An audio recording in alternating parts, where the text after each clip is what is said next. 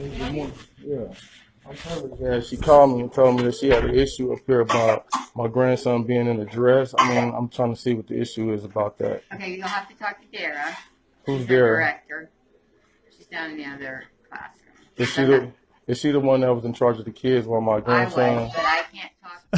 Oh, that's not the answer this fellow wanted to hear. You won't believe what happens next in this video. And we're going to see how it's all part of a massive backlash against woke activism in our schools, a backlash that's already effectively transforming the curriculum as we speak.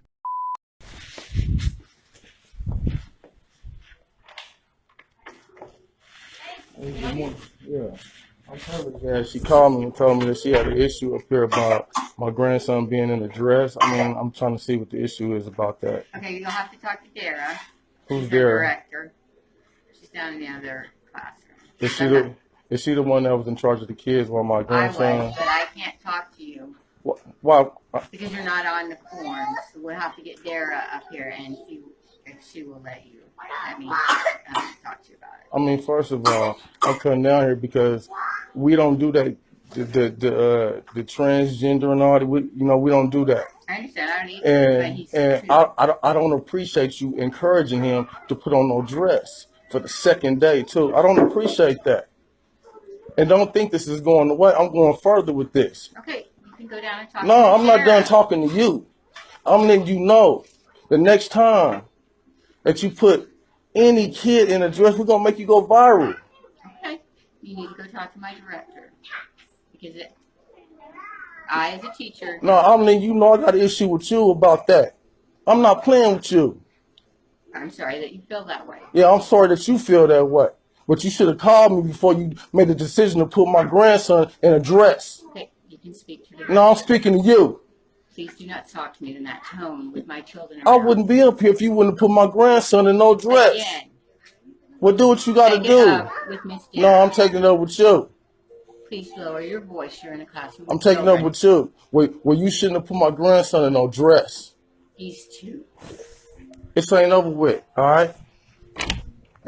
Well, obviously that fellow was not too happy, but his concerns are indicative of much larger concerns going on all across the nation. This was the scene some weeks back at a local school board meeting in Dearborn, Michigan. Dearborn happens to be the most densely Muslim populated area in the United States. And when these parents got word of books involving explicit LGBT content being given to their kids, well, this was the result.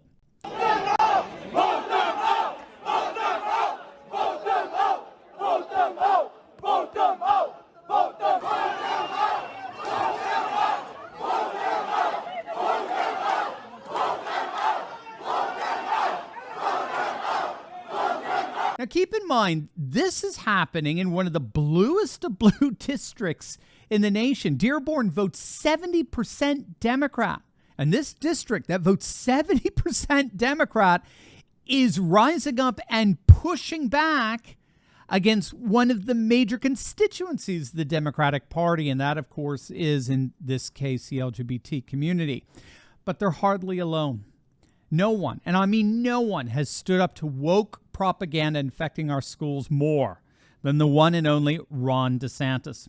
Several months back, DeSantis signed into a law a parental rights bill that explicitly prevented teachers from engaging in sensitive discussions about LGBT issues with kindergartners through third graders. Now, again, I stress kindergartners through third graders.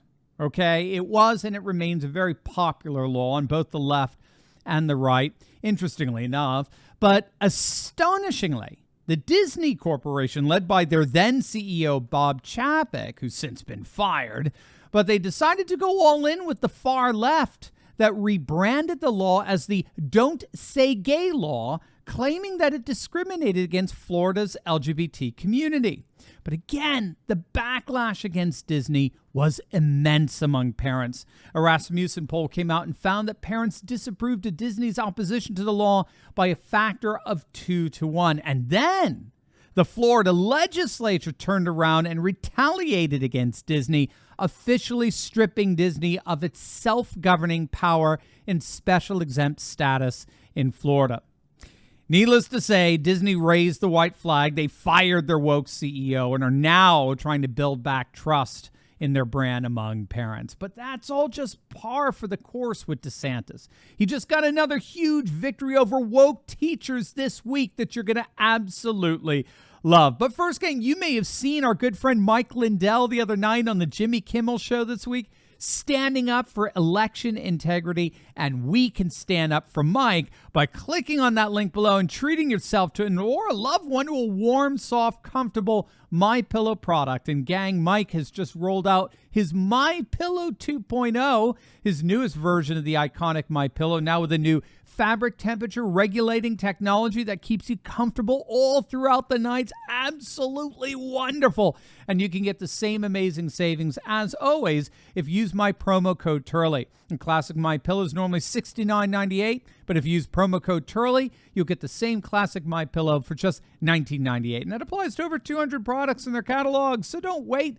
Click on that link below. Give the gift of comfort and warmth to yourself and your loved ones. Support one of America's most amazing patriots and get the best savings ever. Click on that link below right now.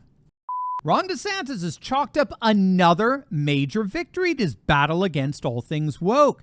He's forcing the College Board to scrap much of the radical CRT content in their AP African American Studies curriculum. It was a very important win because it established now a precedent for states pushing back against College Board and forcing them to give up some of their more radical leftist agendas, which means that democratically elected governments can now force the ultra-left College Board to capitulate to a curriculum standard that's consistent with the values of the people. It's a very important corrective here to this whole notion of pushing radical woke agendas on our kids. What we have to understand is that this organization, the College Board, operates a virtual monopoly on college equivalency tests, AP tests, standardized tests like world history, art history, European history. And so given that woke activists have basically taken over the College Board, there's plenty of far left shenanigans going on with these tests. So this is a huge development in red states